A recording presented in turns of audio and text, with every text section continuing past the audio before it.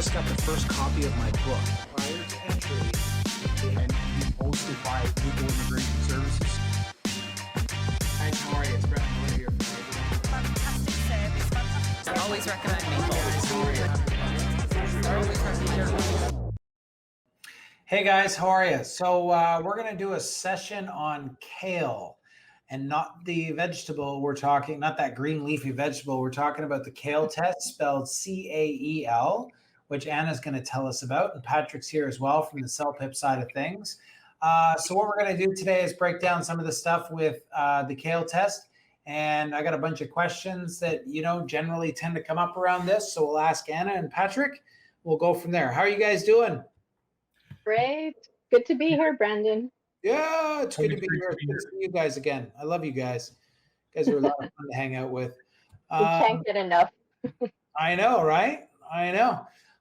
Okay, let's dive in here. So, Anna, you're on the hot seat now. All right. Well, let's start off with what is kale? What is kale? Yeah, let's start off with it's not as well known as the CELPIP test is, but it is definitely part of Paragon Testing. And this test is a Canadian academic English language proficiency test. And it basically measures the English language proficiency of students planning to study in Canadian universities and colleges. So we have a lot of international students that want to come to Canada. So one of the requirements, obviously, is to take an English proficiency test, and the options that they have, I think, like 4 or 5 options that they can take. But one of them is definitely the Canadian test, and it's accepted in all Canadian universities and colleges. So yeah, kind of exciting. Right? Yeah. So it is accepted in all schools, yeah? Yes, definitely. Now, we do also have the online version of the test. So this test in some places may or may not be accepted, but all major universities and colleges definitely accept CAEL Online, which is an option that they have instead of going directly to a test center. They can take it at home, and it's the exact same test. So same test format, same test scoring. The rating system is exactly the same. The only difference is that now you'll be taking it at home. And if you want to compare what the difference is, you can obviously go to CAEL.ca, and they'll have a side-by-side difference between CAEL at a test center and CAEL online. But usually I tell people, if you're planning on doing it at home, just make sure that your computer is optimal, that the Wi-Fi connection is good, and you are able to take a test in a room all by yourself, because that's going to be one of the requirements. But yeah, I mean, there are some certain minor differences. So if you're at a test center, you have a pen and paper, but if you're at home, you're not permitted to have that. But you do have a scratch pad on the screen where you can type and erase any information. So that's sort of your pen and paper there. And you're also able to take breaks when you're at home online doing the test. And at the test center, there aren't any real breaks unless you decide that you want to go, for example, to the washroom, or you need to drink some water. You can do that, but then it's on your own time. So if it's during the reading section and you finished faster and you want to take a quick break, you can, but the timer continues. But at home, you do have the option of taking 2 breaks. Okay, awesome. So who accepts CAEL, and what are the purposes? Are there any other purposes outside of, say, academic institutions? Yes, I mean, there are other organizations that will accept it. I mean, if you're doing it for IRCC, they will definitely accept the test, especially for the immigration consultant students. One of the options is to do CAEL or to do the CELPIP test. You have a question. Your hand is up. I was going to say, I had to take that test. Yes, of course. Yes. I say that all the time. And you're my great example right there, because you had to go through it. You went through the same program, and one of the options you had is to take the CAEL test. And I'm actually curious to know a little bit about your experience doing that. Honestly, I'm still scarred from it. No, I'm serious. I was so shocked that I had to do a test for my license, and I was talking to ICCRC about it, or I was talking to somebody about it, and I said, really, I have to do a test. I said, I grew up in Canada. I'm educated at a post-secondary level. I taught English at a post-secondary level, and I've done numerous training courses with Cambridge and different things. And you want me to do an English test? And they were like, yes. And I was like, not very happy about it, but I will do it. So that's why I'm still scarred. I'm not actually scarred from taking the CAEL test because of the actual test itself. And in actual fact, I enjoyed taking that test because from what I remember of it, it was actually some of the other tests that you can take, and I won't start pointing different things, but I do know a little bit about this from my English teaching days. I enjoyed the CAEL test. And no, I'm not saying that because I'm talking to you. I'm saying it because it was actually interesting. I still remember the question that I did. I'm sure it's probably not used, so I don't. Well, maybe it is. I don't know. Maybe I'm outing something, but it was about water diversion and droughts and stuff. So I was like, oh, interesting. Okay, let's move on. So we've covered the difference between CAEL test online and a test center. What score do you need to pass? I think we know this for CELPIP in terms of immigration purposes a lot of times, but what's generally a good score in CAEL, and how is it scored? Well, the scoring system is a little bit different than CELPIP. So this one is over 90, and there's no half band score. So it's usually you'll get a 60, 70, 80, 90. And for universities, it's always best to double check at their website to see what score requirement you need. But on average, it's usually about 70. But again, it will depend really on each institution. And for colleges, usually it's 60. But then we have seen some other scoring systems that they need, so or other requirements. But yeah, so that's sort of just an average idea. Okay, cool. And how's the overall result calculated? Is that a fair question, or have you already answered that? Well, I mean, again, it's over 90, but we do have various raters for the speaking and the writing sections to give you the evaluation. But this test is a little bit different. You will have a score for individual sections and then the overall average score. But the test that you're doing is more of an integrated test. So most of the sections, except for section 1, in total there's 5 sections, but most of the sections are based on topic. And it really has to do a lot with the skills. So if you have a topic, just like what you were mentioning before, let's say it's about deforestation, Yep. and the reading is going to be about the same topic, the listening will be about the same topic, and then after you might have a question, a speaking question about that topic, or you might have a writing question about what you just heard and what you read. So it is basically more understanding than memorizing the information. It's just trying to understand what you read and being able to respond to that question. Cool. You know what? Let's bring Patrick in here because I know he's not just here for his good looks. Sorry, I couldn't help it, Patrick. Quiet. I'm sure he's happy to hear that. Yeah. It is a compliment. It is a compliment. Keep them coming in. Sorry. Hey, let me ask you this because I know you've spoken and educated people on this before in terms of the CELPIP test. But is there a spell check for CAEL? Unfortunately, I have to be the bearer of bad news. No, there's no spell check for CAEL. Having said that, because it is more of an academic test that the universities accept. So, but having said that, you still have a lot of the features that the CELPIP test has, like cut, copy, paste. You can bold, italicize, underline what you're trying to write. So it does have those tools. So like cut, copy, you can move your answers around in the writing area. But unfortunately, no spell check for CAEL. Oh man, really? It's a bummer, eh?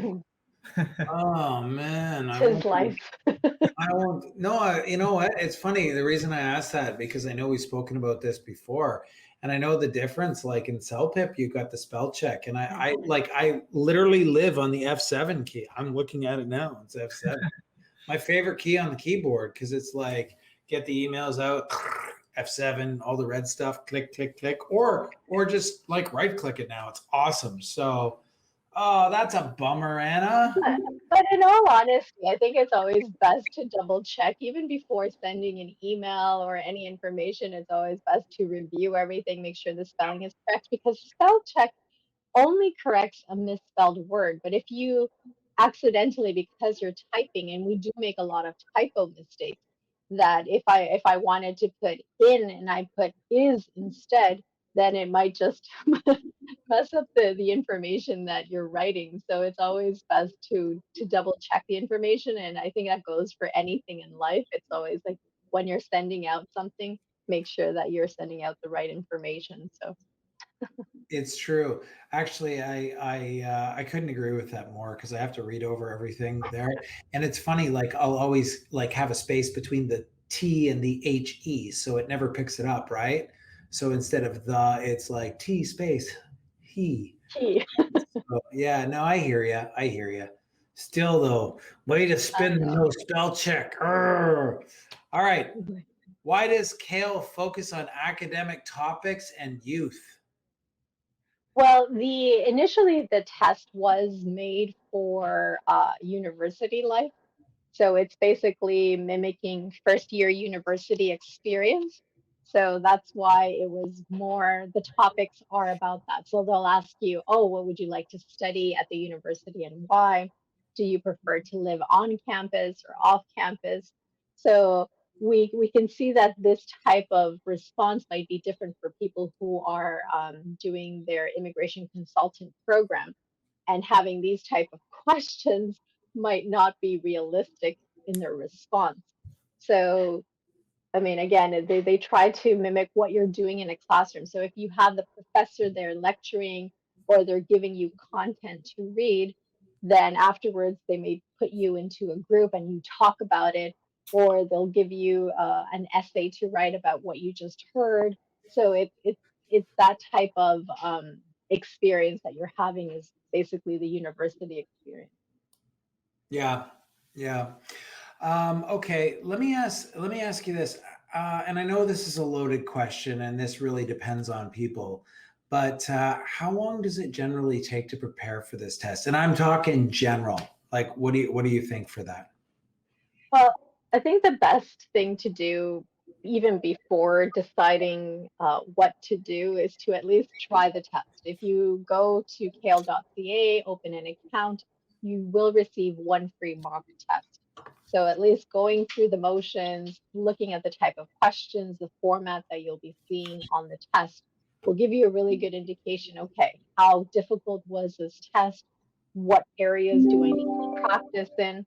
So there's various things to look for, but even if you're an English native speaker or you are a great English speaker, you still have to review everything. You have to prepare yourself. And usually if you have at least an intermediate level or high intermediate level, I would recommend at least start maybe 2 months ahead. So at least you have some time to digest the information, to practice the information, because just doing it on a whim is going to be quite difficult, especially the academic test. So knowing that it's going to be a little bit more difficult than let's say the CELPIP test, then you do need to prepare for this test, most certainly. Okay, awesome, awesome. Patrick, let's get you in here again, man. So, is there a difference between CAEL and the CELPIP test? And I know that's a loaded question, but why don't we talk about a few things? Because again, some people do get these mixed up. So they are done by the same company. So tell us about that. What's the difference between the two? Yeah, so they both have the same price in terms of 280 plus tax. But having said that, they're used for different purposes. So CAEL, as Anna mentioned, is used mainly for academic reasons. It is an academic English proficiency test, whereas CELPIP is a general English proficiency test. So it would rival other general proficiency tests out there. And the format is a little bit different. So CELPIP is 3 hours, so you can finish the test early, but it takes 3 hours in total, whereas CAEL is a little bit longer. It's about 3.5 hours. Mhm. So there are some differences, including the format. So I can get into that in more detail as well. Why don't we talk a little bit about the format really quickly? I guess you and Anna can just jump in there and talk about it a little more. I know that we talked about that a little bit with the themes and whatnot, but so what's the structure of the test from like the beginning to kind of the end, like the different sections and timing and different things like that? Well, to start off, I mentioned there's 5 sections. So the first section is the only independent section there is, and that's the speaking section. So there's actually 3 questions for the speaking, and it's based on personal experience. So the first 2 questions, and I did actually give you a sample of the questions, like what would you like to study at the university? Why? Or would you prefer to live on campus? Why? So that type of question will be given to you. It's just a general personal question. And then the third question for the speaking section will be about a graph or a chart. So you're going to analyze that chart and give information about what you see. And obviously, there are going to be differences and a lot of different information there, but you have to be able to talk about it. And then the other sections, the second section will be the reading, and there's 2 readings. So there's a short reading and a long reading. And then the long reading, there will be 1 question. There's going to be 1 speaking question about the long reading. So it's basically understanding that information and being able to respond. The same goes for the listening section. There's going to be 2 listenings, a short listening and a long listening, and then a speaking question about the long listening. And for both sections, they're both multiple choice, the reading and the listening. The short listening and reading, there's only 3 questions, and the long listening and reading is going to be 11 questions. But you have enough time to review it, to check it, to look at the information to help you to respond. Even for the listening section, when you have a speaking question, you are able to see a summary of the listening, and it's by bullet points. There's going to be a summary just to help you to recall the information and to help you to respond to the question. And then the last 2 sections, you will have the 3 skills. So it's the reading, multiple choice questions, listening questions, and then there's going to be 1 speaking question. So it's not, now I'm giving you all the wrong information. It's the writing section. So you will have a reading section, listening section, and then 1 question for the writing. And the long writing will be about both the listening and the reading. And the last one is the short writing. The writing section will be about either the reading section or the listening section. So it's one or the other. Okay. So hopefully I haven't confused you too much, but No, that was amazingly thorough. So yeah, no, I think that's a really good answer. Okay, what if I screw it up the first time? Can I do another test? Can I take it as much as I want? And will that impact? And what do you suggest if I want to do a retest? What's your thoughts on that? I'll get Patrick to respond to that one because he's great at the retakes and evaluations. Okay. Yeah, definitely. Let me just make sure that I have my facts right because I know it's CELPIP. Okay, yes, perfect.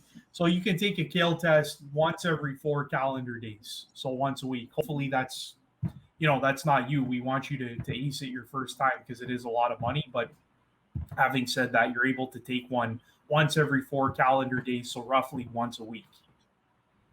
And for everybody's reference, how often can you take the CELPIP test? Same.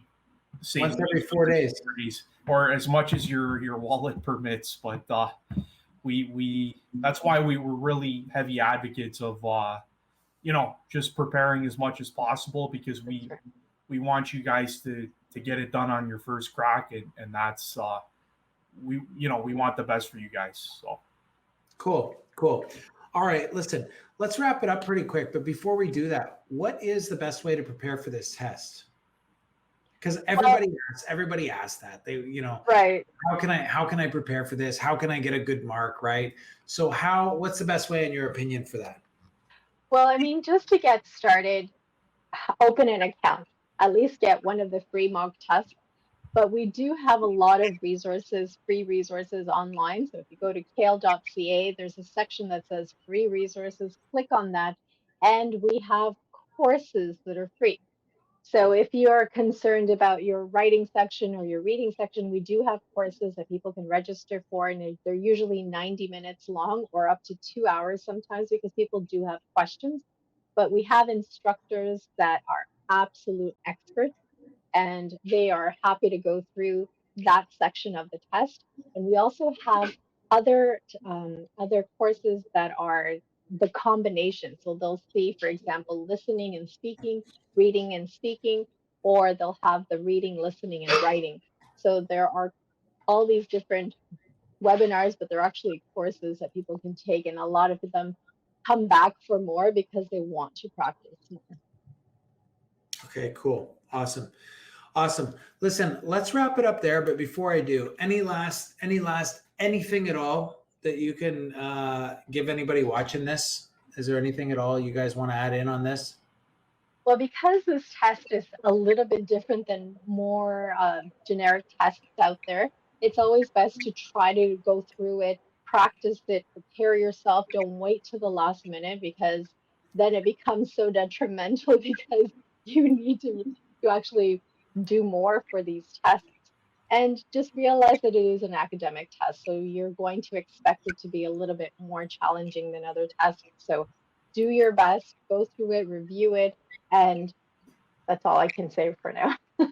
Patrick, do you have any other advice? Yeah, I would second that, and I would just say, yeah, we do have a lot of free resources as well. Yeah. So you can check out the YouTube channel, and that way you're not spending additional money after purchasing the test. Yep, get a good night's sleep. You don't want to feel run down the night. Be prepared, yeah. Test, yeah, and just be ahead of the game. Start early, prepare early. Yeah, Cool. and just reach out to us if you have any questions. So info@cael.ca. Our customer service team can help you out. So yeah, you utilize the resources that you have available to you. Cool. I'm going to put Patrick's personal cell phone number in there, and you guys can reach out, and he will tutor you for free. Only got room for 2 voicemails right now, so I don't know. A lot of people. Well, you might be one of the lucky 2, because there you go. No, I'm just joking. Listen, guys, what we'll do is we'll put some of the contact info there for you so that people can find more information. And no, I won't put your personal cell phone in there, Patrick. But this is great. Thanks a lot, Anna and Patrick. I really appreciate this. This is amazing. If honestly, as I like to say, like, if we can only just get one person to listen to this and help them get through this a little bit easier, or answer some of the questions, or maybe even take away some of the jitters, so be it. So thanks for doing this and taking your time. Really appreciate it. Thanks, Brendan. All the best. Thank you. Thanks everybody that's tuning in. Yeah, for sure. Take care, guys. Have a good one, huh? Bye, everybody. Stay safe.